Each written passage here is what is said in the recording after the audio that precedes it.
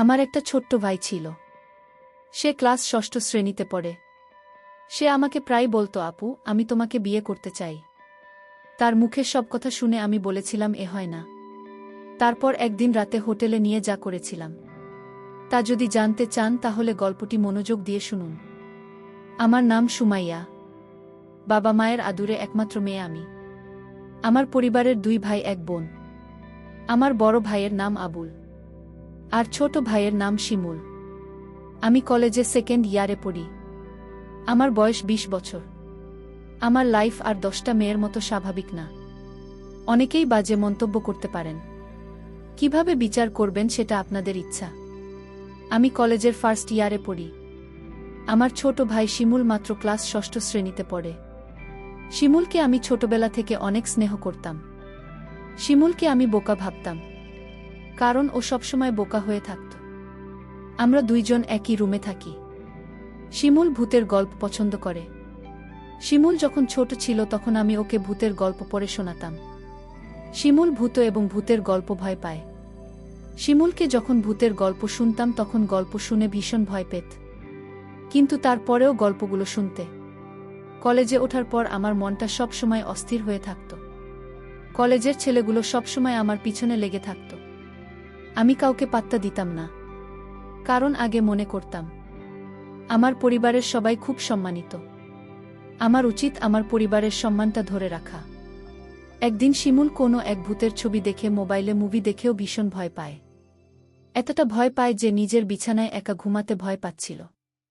শিমুল আমার কাছে এসে রিকোয়েস্ট করে যাতে আমি ওর সাথে গিয়ে ঘুমাই।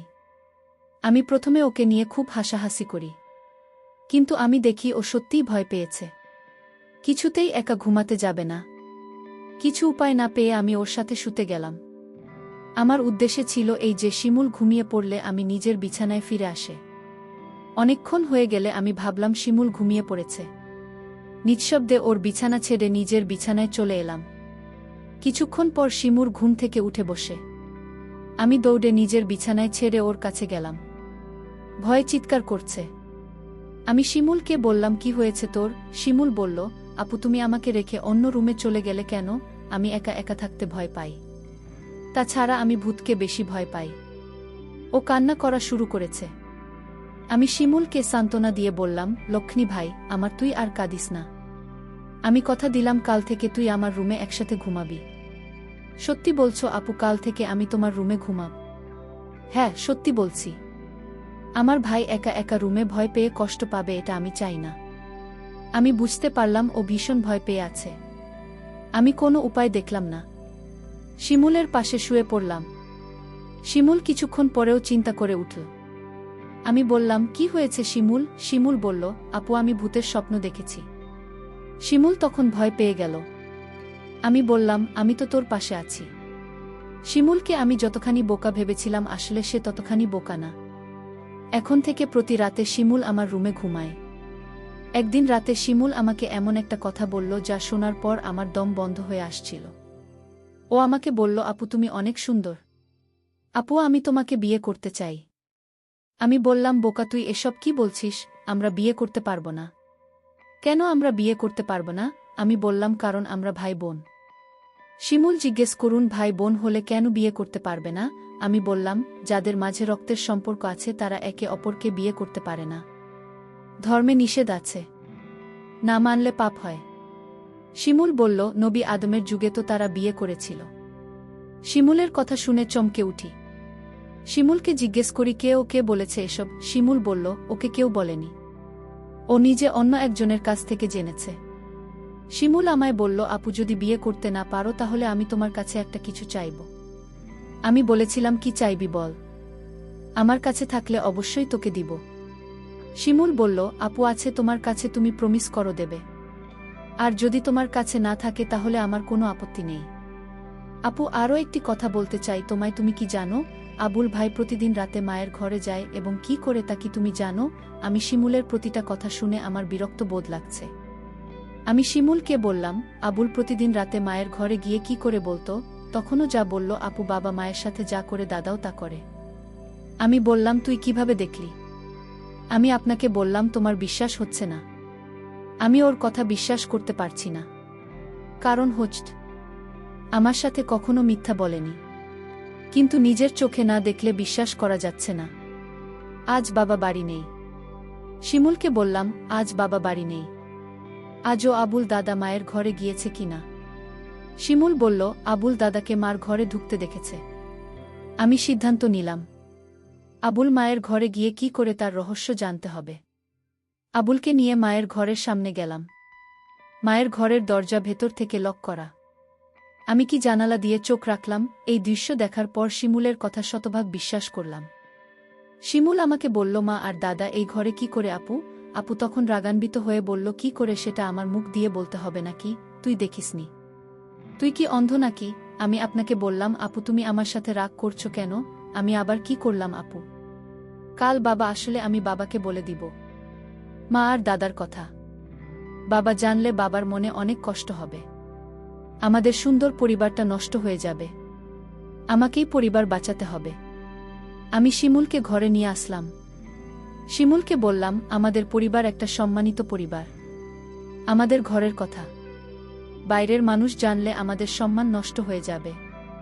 ঠিক আছে আপু, আমি বাবাকে কিছু বলবো না। শুধু তুমি যদি আমার একটা কথা রাখো, আমি আমার পরিবারকে বাঁচাতে। আমি শিমুলকে বললাম, তুই বল তোর মনের কথা, আমি রাখব। শিমুল তখন আমায় জিজ্ঞেস করো, সবাই পারলে আমরা কেন পারব না? কি করতে হবে সেটা বলবি তো? আমি বললাম, আপু তোমার কাছে একটা রাধার চাই। তুমি কি দিবে? আপু বলল, রাতে আবার কি করবি? যা বলবি ঘুরিয়ে না বলে সোজা বলে ফেল। আমার ছোট ভাই তখন বলল, আপু দাদা আর মা যা করে আমরা তাই করব। শিমুল, তোর কি মাথা ঠিক আছে? তুই কি বলছিস একবার ভেবে দেখেছিস? আমি আপনাকে বললাম, তুমি আমার কথা রাখবে কি সেটা বল। আমি বললাম, নিয়ম নেই। শিমুল জানতে চাইলে নিয়ম কারা বানায়? আমি বললাম, বোরা। শিমুল, বল বাবা সবার বড়। শিমুল বাবাকে বলে নিয়ম বানাবে। শিমুলকে বাবার কাছে যাওয়া থেকে আটকাতে হবে। কিন্তু শিমুলকে কোনোভাবে বোঝানো যাচ্ছে না। আমি ভাবলাম, শিমুল খুব বড় নয়, সবে ক্লাস 6ষ্ঠ শ্রেণীতে পড়ে। তাছাড়াও বোকা, মান সম্মান বিষয়ে তার কোনো জ্ঞান নেই। আমি বললাম, আমি যদি শিমুলের কথা রাখি তাহলে ওকে চুপ রাখা যাবে। মা আর দাদার ঘটনা বলা যাবে না। আমি বললাম, সীমন্তর কথায় আমি রাজি, তবে একটা শর্ত আছে। শিমুল বলল, কি শর্ত আপু? আগামী মাসে বাবা মা আমাদের পরিবারের সবাই ঘুরতে যাব চট্টগ্রাম। আর যেদিন আমরা চট্টগ্রাম যাব সেদিন তোর ইচ্ছা পূরণ করব। আমি বললাম, ঠিক আছে। আমি সেই অপেক্ষায় রইলাম। 1 মাস পর বাবা আর মা আমাদের সবাইকে ডেকে বললেন তারা চট্টগ্রাম যাবেন ঘুরতে। তাই আমাদের সবাইকে জানিয়ে দিলেন। আমি বাবার কথা শুনে আমার অনেক ভালো লাগছে। এতদিন পর আমার মনের ইচ্ছা পূরণ হবে। আজকের মতো আমি খুশি কোনোদিন হয়নি। আমরা চট্টগ্রামের উদ্দেশ্য করে রওনা দিলাম। তারপর চট্টগ্রামের এক হোটেলে গিয়ে আমাদের পরিবারের সবাইকে নিয়ে উঠলাম। শুধু 2টা রুম ভাড়া নিতে পারলেন। বাবা আর মা নিজেদের জন্য একটা রুম নিলেন, আর আমাদের 3 ভাই বোনের জন্য অন্য রুমটা দিলেন। আমরা সারাদিন চট্টগ্রামের দর্শনীয় স্থান ঘুরলাম। সন্ধ্যায় ক্লান্ত হয়ে হোটেলে ফিরলাম। ফ্রেশ হয়ে খাওয়া দাওয়া সেরে যে যার রুমে চলে গেলাম ঘুমানোর জন্য। রুমে 2টা ডাবল বেড ছিল। একটাতে আমি শুধু, আমার অন্যটাতে শিমুল আর আবুল দাদা। আমরা সবাই ক্লান্ত ছিলাম, তাই বিছানায় শুতে চোখে ঘুম চলে এলো। আবুল দাদা ঘুমিয়ে গেছে, আমার ঘুম ধরেছে। এমন সময়ে শিমুল আমার কাছে চলে এল। আমি কোথায় শুভ? আমার তো আবার ভূতের ভয় লাগে। আমি বললাম, তাহলে আমার পাশে এসে ঘুমাতে। বাইরে বৃষ্টি হচ্ছিল। পরিবেশটা ঠান্ডা ঠান্ডা ছিল। আমি আর শিমুল এক বেডে শুয়ে পড়লাম। রাত যখন গভীর হল, আমি আপুকে কানে কানে বললাম, আপু আমার কথাটা মনে আছে তো? আপু বলল, মনে আছে।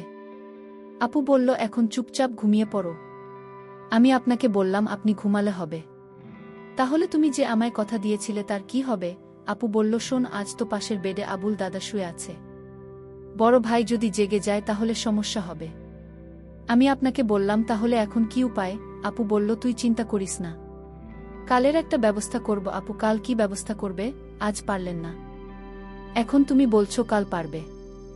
আমি তোরে কথা দিলাম, তুই একদম ঠান্ডা মাথায় ঘুমা। দেখি আমি সকালে কি করি। তারপর সকাল হলো। আমার একটা রেস্টুরেন্টে গিয়ে সবাই খাবার খেতে বসলাম। খাওয়া দাওয়া সেরে আমি মাকে ডাক দিয়ে বললাম, মা আজ এক রুমে আবুল দাদাকে নিয়ে থাকতে পারব না। আপু মাকে বুঝিয়ে বলল, মা কাল রাতে আবুল দাদা এমনভাবে নাক ডাকা শুরু করেছিল, আমরা সারা রাত ঘুমাতে পারিনি। আমার আর শিমুলের জন্য আলাদা একটা রুমের ব্যবস্থা করে দাও। আবুল দাদা বলল, আমি মিথ্যা কথা, আমি কখনো নাক ডেকে ঘুমাইনি। আবুল দাদাকে আমি বললাম, না আপনি ঠিকই বলেছেন, দাদা রাতে প্রচুর নাক ডাকে, আমিও সারা রাত ঘুমাতে পারিনি। আমার খুব ভয় করে, তার চেয়ে বরং আমাদের অন্য একটা রুমের ব্যবস্থা করে দাও। বাবা বলল, ঠিক আছে, তারা যখন এত করে বলছে তাহলে তাদের জন্য আলাদা একটা রুমের ব্যবস্থা করে দিলে ভালো হয়। আমি বাবার কাছে গিয়ে বললাম, অনেক অনেক ধন্যবাদ বাবা। বাবা তখন আমার আপুর জন্য আলাদা একটা রুম ভাড়া নিল। আমরা সবাই রাতের খাবার খেয়ে প্রত্যেকের রুমে গিয়ে শুয়ে পড়লাম। আমি আর আপু আলাদা একটা রুমে গিয়ে শুয়ে পড়লাম। রুমের বেডে এত ছোট ছিল যে দুজন থাকা খুব কষ্ট হচ্ছিল। হঠাৎ দেখলাম আপনি ঘুমিয়ে গেল। আমি আপুকে ডাক দিয়ে বললাম, এই আপু তুমি ঘুমিয়ে গেলে। আমি আপুকে জোরে জোরে ডাকতে লাগলাম। আপু আমার কথা শুনছে না। আমি রাগান্বিত হয়ে আপুকে বললাম, আপু তুমি উঠছ না কেন? কিছুতেই আপু আমার কথা শুনছে না। আমি আপুকে গ্লাস থেকে পানি নিয়ে তার মুখে ছিটা দিলাম, তাও আপু উঠছে না। আমি আপনাকে বললাম, এই আপু আমি কিন্তু এখনই বাবাকে দাদার ঘটনা সব বলে দেব, তুমি যদি নাও তো। তা ও দেখছি আপু ওঠেনি। আমি ভয় পেয়ে গেলাম। আপনি ঘুম থেকে কিছুতেই জাগাতে পারছি না। আমি আর কোনো উপায় না পেয়ে বাবাকে ডাক দিয়ে বললাম, বাবা আপুকে এই যে ডাকছি, আপনি তো ঘুম থেকে উঠছে না। বাবা বলল, রাত অনেক হয়েছে, তোর আপন মনে হয় গভীরভাবে ঘুমিয়ে গেছে, যা তুমি শুয়ে পড়ো, সকাল হলে ডাকতে হবে না, এমনিতেই উঠে যাবে। আমি বাবাকে বললাম, বাবা তুমি বিষয়টা বুঝতে পারছো না। আমি আপুকে পানির ছিটা দিলাম, তাও তো উঠছে না। মা তখন আমায় বলল, তুই কি বলছিস? মা তখন আমার সাথে আপুর রুমে আসলো। মা আপুকে ডাক দিল, কোনো সাড়া নেই। মা তখন চিৎকার করে উঠল। মা কান্না করা শুরু করে দিল, আমার মেয়ে আর বেঁচে নেই, ঘুমের ঘরে মরে গেছে, আমার কি সর্বনাশ হয়েছে। সবাই রুমে আসলো আর চিৎকার করে কান্না করতে লাগল। কিন্তু আমার মনে সন্দেহ ছিল না, না আপু এভাবে মরতে পারে না। আমি এসব ভাবতে ভাবতে আপনার বিছানায় একটা চিঠি লক্ষ্য করলাম। চিঠিটা আমি খুলে পড়তে শুরু করলাম। চিঠিতে লেখা ছিল, শিমুর ভাই আমার, তুই আমাকে ক্ষমা করে দিস। আমি তোর কথা রাখতে পারিনি, কারণ দাদার ঘটনা দেখার পর থেকে আমার মন থেকে বাঁচার ইচ্ছা চলে গেছে। সেদিনই আমি সিদ্ধান্ত নিই, এই পরিবারে আমি বেঁচে থাকতে পারব না, কারণ যে পরিবারের সম্মান থাকে না, মায়ের কার্যকলাপ আমার কাছে ভালো লাগে না। আর তোকে আমি মিথ্যা আশা দিয়েছিলাম, কারণ আমি চেয়েছিলাম দাদা আর মায়ের বিষয়টা কেউ না জানুক। কিন্তু তুমি বারবার আমায় বলছিল, তোর কথা যদি আমি না রাখি তাহলে দাদা আর মায়ের কথা তুই বাবার কাছে বলে দিবি। আর আমি কোনো পাপ করতে চাইনি, তার চেয়ে বরং আমি উপরে চলে যাই। তুই যদি সত্যি তোর আপনকে পরকালে ভালো রাখতে চাস তাহলে দাদা আর মায়ের কথা কিছুতেই বাবাকে বলিস না। আমি আপুর চিঠি লেখা পড়ে আমি চিৎকার করে কান্না করছি আর বলছি, আপু তুমি একবার উঠে আস, আমি আর কোনোদিন তোমাকে কিছু বলবো না, তাও তুমি উঠে দাঁড়াও। কিন্তু মানুষ মরে গেলে কি আর জীবিত হয়? প্রিয় বন্ধুরা, আজকের গল্পটি কেমন লাগলো তা কমেন্ট করে জানাবেন। ধন্যবাদ।